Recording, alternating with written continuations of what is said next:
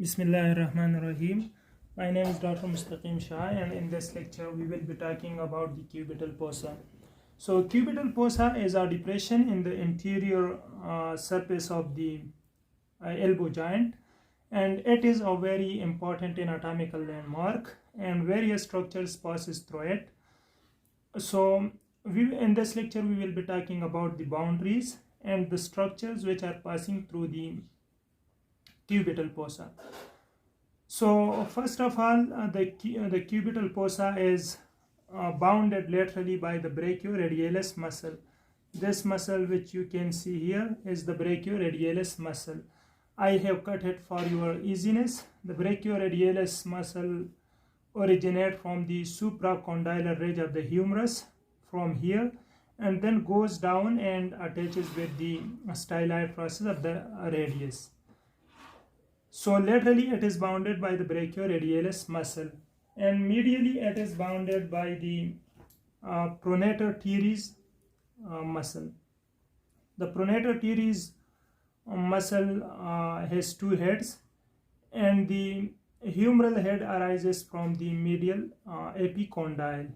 So this is the humeral head of the pronator teres, and the base is found by an imaginary line drawn between the medial and lateral epicondyle.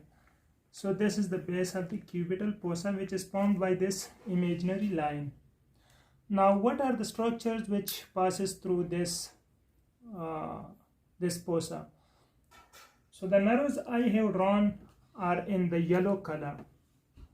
This is the median nerve, and starting from medially to laterally, the first structure which passes through the cubital fossa is the median nerve.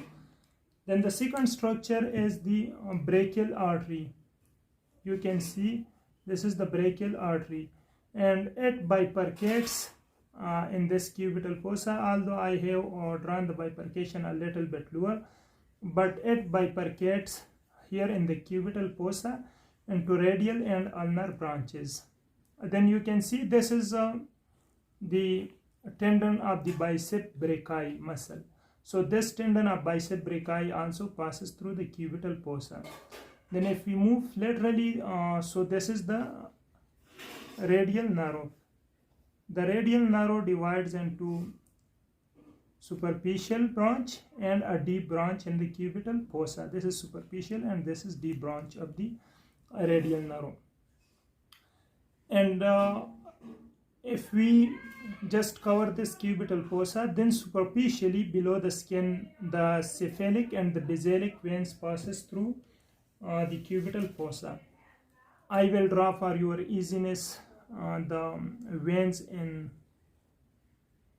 this color.